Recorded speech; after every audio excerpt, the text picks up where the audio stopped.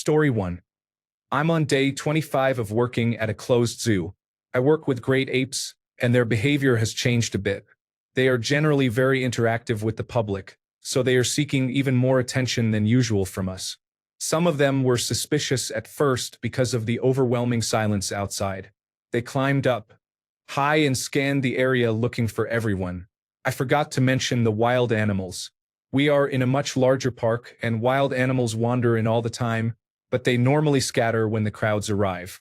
Now there are bucks walking around, raccoons and foxes out in the middle of the day, and the squirrels are everywhere. Story 2. Most of our animals are happy as long as we can keep their routines and feeding times. For some, they need a little extra.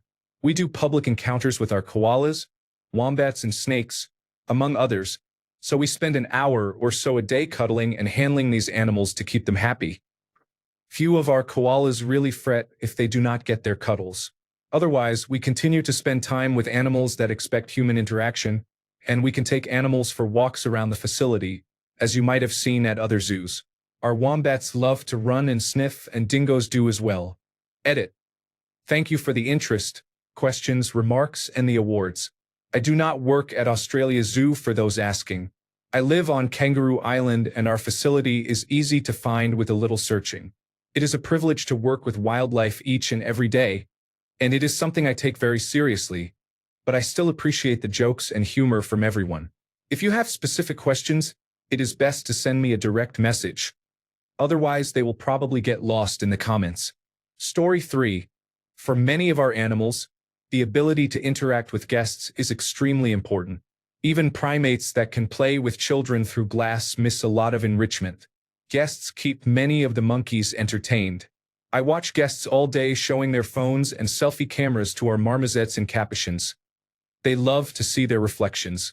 Guests also show videos on their phones to the animals, and the monkeys enjoy them. We have a rescue cockatoo named Ro who sings row, row, row your boat to guests. When small children dance and sing to her, she gets excited and feeds off their energy. The other cockatoos on exhibit do the same. Now, without guests to perform for, sometimes when it is quiet we hear her start to sing and then stop, huff, and become very quiet and sad because she has no one to sing to. Some of our animals really miss having children to interact with. You also have to remember that animals in zoos, for the most part, have grown up totally accustomed to being around people around the clock. They are not wild animals in the same way. They have grown up in a very different social dynamic. Quite a few animals get noticeably depressed in the winter months each year when we have few guests, and then perk up in the spring when we get busy. Story 4. In our local zoo, the apes started to miss the visitors, so the staff brought in an artist who is now painting in the empty monkey house, so the apes have someone to watch. Update. Wow, this blew up overnight in Europe. The staff could tell the apes missed the visitors because the animals became very bored and now seem more excited about the keepers than usual. Apparently, the apes watch the visitors as much as the visitors watch them. The keepers now have to pay the apes more attention, and they do things like hide food for them as a game. I am not a zookeeper. I live close to the zoo, and the story was in the local news. Story 5. Due to temporary staff cuts, they no longer have enough people to walk the wombats regularly. Some of the wombats are holding the keepers personally responsible. Imagine having a 20-kilogram chunk of muscle with big rodent-like teeth mad at you. Story 6. I'm an aquarium keeper, and I've certainly noticed a change. Fish are not as stressed as they used to be, since there are no longer children stomping around and banging on the glass, shouting Nemo at every clownfish. We brought some of our younger penguins down to let them watch the fish, and they were intrigued but confused as to why they could not catch them through the glass. Our octopus has become much more friendly as well, and instead of hiding all day from people, it enjoys playing with small baby toys or solving food puzzles. It's been nice. I wish there were guidelines people had to sign to behave at zoos before entering, but at the same time they are the lifeline we so desperately need to keep functioning. This post has gotten more attention than any other I have made, so I want to use it to raise awareness. Now more than ever, zoos and zoo animals need your help.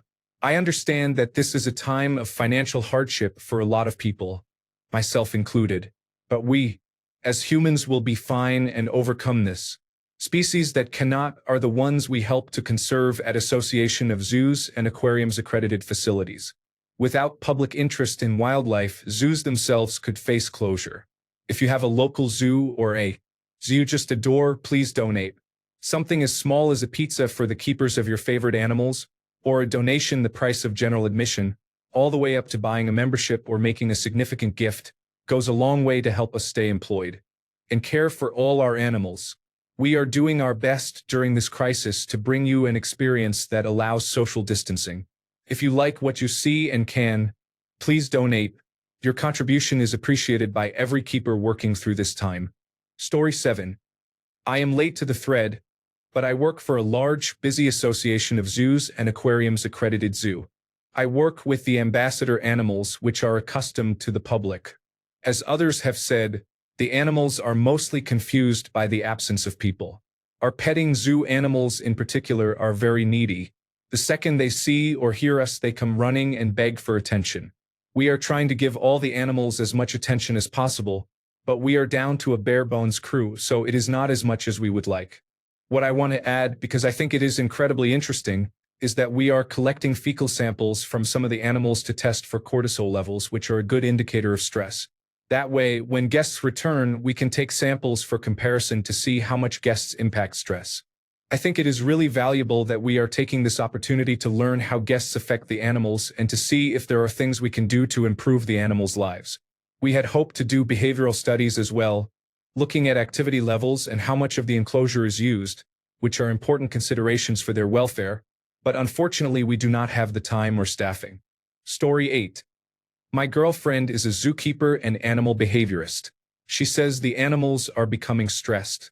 One of their African gray parrots has been plucking its feathers. She also said that because they cannot handle many of the animals due to the risk of a virus spreading to staff, many of the animals appear depressed, are not eating well, and are showing other signs of poor welfare. Story 9. There is a balance of different behaviors that is interesting. With no visitors, there is more time for enrichment. Staff can be more creative, try new ideas, and provide supervised enrichment that the animals enjoy. Some animals, however, do seem to miss having the public around. Our younger African penguins under 5 years old seem to miss being able to swim at the viewing glass and interact with people. Higher intelligence animals have required many new interactions and a lot of training because they are missing the variety and variability of public interactions. The snakes do not care, though. Story 10. My wife works at the zoo gift shop. The other day we had to move some items in the store because heavy rains had caused a small flood. We took a lap around the mostly empty park, aside from keepers and a few maintenance workers, and found the animals were very active and playful. Many of them seemed curious about us as well. I'm sure they are used to seeing crowds every day and were eager for attention. Story 11. As a zookeeper coordinator, I have been working at the now-closed zoo almost every day for the past month.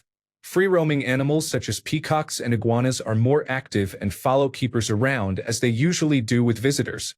Most of the other animals do not show much change in behavior, although birds such as swans and flamingos are using the edges of their habitats more. Story 12. The 2 pygmy hippos, 6 bison, a giant anteater, and a lowland tapir that I took care of did not show any change in behavior. I am temporarily laid off. Sulcata tortoises are still assholes. Story 13. I work on an activity farm. There is a 22-year-old Shire horse. He acts like a dick whether customers are around or not. He is still awesome. When there are customers, if he sees anyone feeding another animal in the large barn where he spends the day, he will stare at them and stomp his front hoof. That guarantees they look at him. If they do not immediately come over to feed him, he starts kicking the heavy metal bars that divide his area from the pen next door. This makes a very loud noise, and he will keep it up while staring at the person with the food. If they feed him, he rewards them by slobbering all over their hands as he takes the food. At the end of the day, he is very good at telling the time. He knows when we close and when he should be released from the barn to the field and stables where he spends the night. If he is not let out exactly on time, he starts kicking the gate at the back of his pen. This big metal gate sounds like someone playing a giant glockenspiel with a sledgehammer. He will keep this up until it is opened. Some customers are scared to hand feed him. He is massive and his mouth can easily fit someone's hand. Some come up to me with a bag of food and ask me to feed him because they are too nervous. I happily oblige. I love that ornery old bastard. Story 14. Actually, you can check the San Diego Zoo live cam video feed and see for yourselves at kids.sandiegozoo.org/videos. Story 15. I am a horse trainer and barn manager. My farm has 46 horses. About half are privately owned and boarded with us. Like most farms across the country, we are completely shut down to all but essential staff. The horses are mostly content to eat, hang out, and do horse things. We keep our horses turned out around the clock, which helps them stay healthy, happy, moving, and socializing. They are starting to lose muscle from not being worked or ridden. Months or years of conditioning are disappearing by the day, but it will come back once they are working again. I can tell they are missing human interaction. My personal riding horse gave me the cold shoulder yesterday, probably because of the lack of attention. I have been giving the boarded horses extra attention. I am sure their owners are missing them terribly right now. They all seem to lean in a little more when I brush them these days. Edited to add. Thank you to the kind Redditor for the award. It made my day, nay, my week. Pun intended. Thank you. Story 16. I have been watching the Tarana Zoo camera feeds. The seals keep trying to look through the glass at people, while the tigers pace for 40 minutes straight in front of the viewing window. Story 17. I'm not a zookeeper, but I hear the lions a lot more from my house now. It's weirdly reassuring to wake up to and realize the world is still going on. Story 18. Finally, a thread I can answer. There is not a whole lot of change, but the animals are definitely missing some enrichment from seeing guests, especially the otters that follow children in the underwater viewing area. Takin, maned wolves, bison, gibbons, birds of prey, lions, and others are about the same. Some of our skittish animals, such as zebras and gazelles, have been standing closer to the guest fence, which is nice. It is a strange balance of being both more and less stressed. On the one hand, I do not have to worry about keeper talks or behind-the-scenes tours, and I have more time to get everything done and to spend with the animals. On the other hand, we are operating with a skeleton crew and there are fewer of us to care for the whole zoo, so I am working much more in areas I do not usually cover. There is one kangaroo that still tries to box me while the emu is moving. One peacock still really does not like taking his medications, of course. I have noticed that the crows in the city are behaving a bit differently and are much bolder. Story 19. I am not a zookeeper, but I heard on the local news that the apes at the zoo are bored because they do not have people behaving foolishly to watch anymore. Story 20. I'm just trying to see the penguins walk around the zoo in person. That's all I want. Story 21. I do not work at a zoo, but I manage a horse farm, and the horses will not leave me alone when I am in their pastures. Normally they will come up to say hello and get a nose kiss, but now I cannot get anything done because they want all of my attention. Story 22. I work at a well-known, heavily visited zoo with ambassador animals. It is nice to take animals to areas of the zoo they would not normally access because of traffic. But the free-ranging geese are getting mean and territorial. They are literal bridge trolls. They may have the hardest time adjusting when people return and they cannot control every pathway. Story 23. I am a full-time zookeeper, and it's been difficult since we had to lay off all our seasonal and part-time help. There is more work for those of us who remain, but the animals are receiving top-notch care. We've been able to take them to areas they don't access when guests are present, like bringing our porcupine to the manatee building and walking a cheetah past the rhinos. I think it's fun for them, and I haven't noticed any changes in their behavior. Story 24. The majority of our display birds couldn't care less. However, the birds that fly outside or routinely meet guests and perform more interactive behaviors with the public have definitely noticed, and they are not happy about there being no guests around. Of course, I can only guess, and while this is a bit anthropomorphic, I don't think they understand the change and seem somewhat hesitant to enter what is, to them, a new environment as we try to maintain their behavioral skills. One of the macaws, who is also excited to fly, is now always looking around. She likely expects 50 to 100 people to be watching her. Story 25. This will probably be overlooked, but you can visit the Explore website to watch live animal cameras from zoos and sanctuaries around the world. Story 26. At Antwerp Zoo, staff noticed that the chimpanzees are interacting much more with each other now that they do not have visitors to interact with. A fish named Joss came much closer to the edge of its aquarium. Story 27. The pandas could finally get it on. They had been waiting for 10 years for people to leave them alone. Story 28. Large public aquarium. Has been only slightly different for them.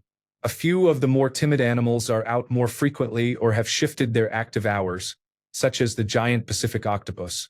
I expected to see more change in the touch tank areas. Horseshoe crabs do not notice or care, which is expected, and the white-spotted bamboo sharks are also not changing their behavior, which is good to see. Cleaner shrimp now require more regular feeding because they are no longer grooming people, but otherwise it's just another shrimp day. Story 29. One of our emus loves everyone and befriends any new keeper who visits him, so he also enjoys having guests.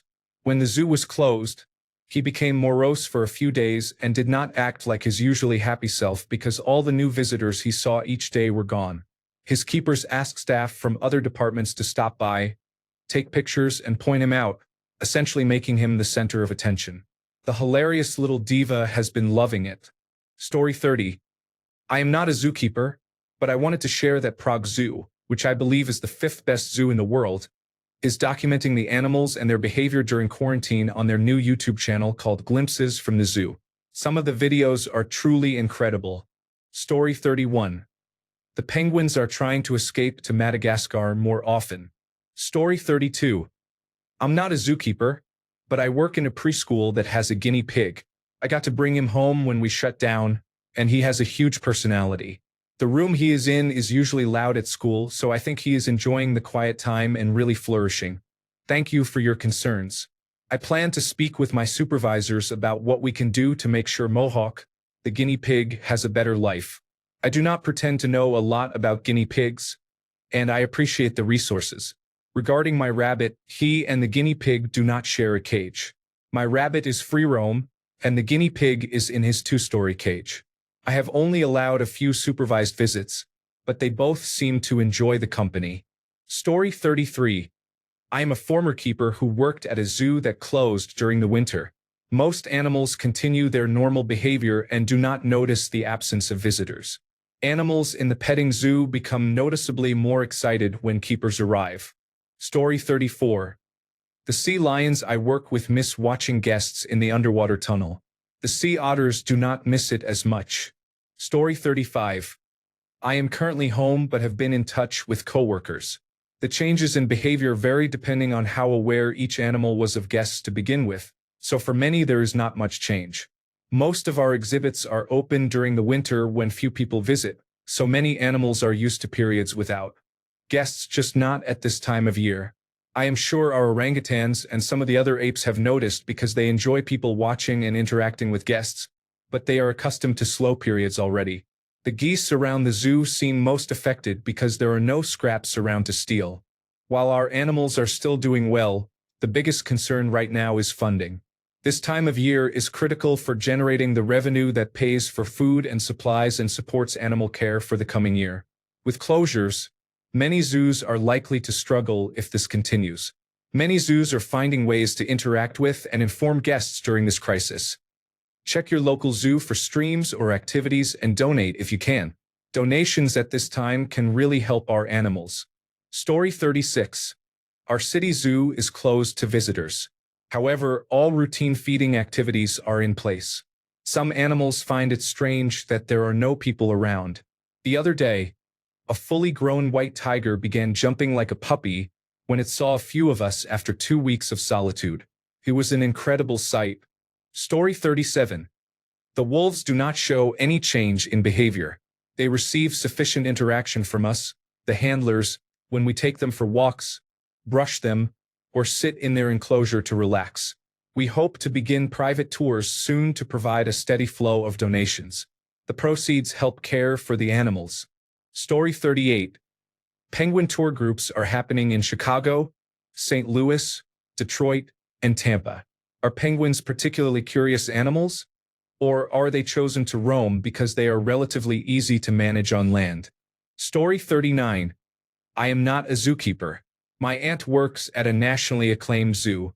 She said they are not acting much differently, but many zoos are short on funding and are struggling to pay staff. If you are an avid zoo visitor like I am, renew your membership if the zoo offers one or make a donation. We have fond memories of visiting the zoo as children. In these tough times, some zoos may close. Please help preserve the magic they brought to us. Story 40. I work at an animal shelter. Now only the animals like are around, so they are much less stressed. Story 41. Most of our animals are more relaxed than they are with big crowds and are mostly acting as they usually do. We have 2 bears that like to watch people, so they are definitely missing that source of entertainment but are otherwise normal. The biggest difference is that our pair of bald eagles mated for the first time in the decade they have been housed together. We do not intentionally breed our animals, so there is not a proper nesting spot in their enclosure, but the eagles scraped out a divot and laid 2 eggs in it. However, neither bird is incubating the eggs, and we do not have breeding permits for them, so we cannot keep the eggs. This is very unpopular with our visitors. The geese that nest on the property are also becoming more territorial and are threatening the keepers more often. Story 42. Most animals are fine. We are trying to make the days as normal as possible. Shifts and cleaning occur at approximately the same times. We are spending more time with animals that are used to frequent public interaction, helping with hand-feeding the petting zoo animals and taking out the animals used for education. I am actually surprised at how well the primates are doing, especially because they were used to attention from staff who are no longer here. The only reaction I have seen was when several keepers, maintenance crew, and I were standing outside one of the cat enclosures. When she came out, she looked startled to see a group of people. Story 43. Sharks are still active.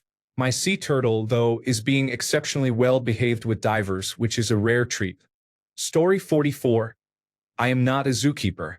Today, I read a news article from my parents' home country in the Caribbean about a 100-year-old turtle that finally laid eggs at the zoo because there was no foot traffic. Story 45. The giraffe camera is full of rhinos. It really made me stop for a second. Story 46. The zoo we go to has been taking various animals on walkabouts around the grounds so they can meet other animals that are safe for them and so they can see what is causing the noise they hear. They say it has reduced the animal stress. Obviously, they are not taking tigers for a walk, but I think it is a great idea. Story 47. Not a zoo, but my dog is a therapy dog. I am a therapist and she comes to work with me and gets cuddles from my clients. Since I do telehealth, she still comes to work with me but nobody else shows up. She cries a lot. Cuddles from me do not seem to matter. Edit. She is okay. Yes, she misses her friends. I miss seeing them in my office too. But she gets to spend all day with me, goes on many long walks, has a dog friend at home, and is in general spoiled rotten. Story 48. Late to the party. It depends on the species and even on the individual animal. The kangaroos and wallabies that live in our walk-through enclosure are enjoying free roaming throughout the day and not having to stay off the paths. That makes finding them more difficult because they are moving away from their normal rest spots. This applies to all animals in interactive enclosures. Some of the birds are missing the attention. The wild ravens and seagulls are a bit upset about the lack of easy food to steal. The elephants are enjoying being able to go out for walks at any time during the day rather than only in the morning before opening. Story 49. Many of the animals have noticed.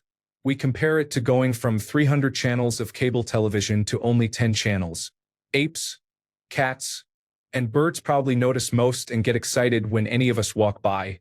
We have firm instructions to take a regular walk around the big cat area because one of the snow leopards is sad from the lack of people calling him handsome every day. Story 50. As a zoo tycoon player whose zoo was failing and practically empty, I can assure you the lions become very excited when they are released from their cages. Story 51. I am an animal conservationist and work daily at a zoo that is closed to the public. The animals at our zoo are going out more instead of wallowing in their sheltered enclosures. It seems that the reduced attention has led to unusual but positive behavior. We have recorded that they are consuming more food than usual. We have also observed increased mating activity. Story 52. I am a zookeeper who works exclusively with ambassador animals that are used to seeing people up close. We are trying to spend as much time with each animal to make sure they are getting plenty of mental stimulation. We have been bringing a raptor one at a time into our office each day just to hang out. So far, the animals under my care are doing perfectly. It is all I can hope for. Now, we zookeepers, on the other hand, are struggling. There are no volunteers, and staff are segregated to minimize exposure. It is going to be a long road.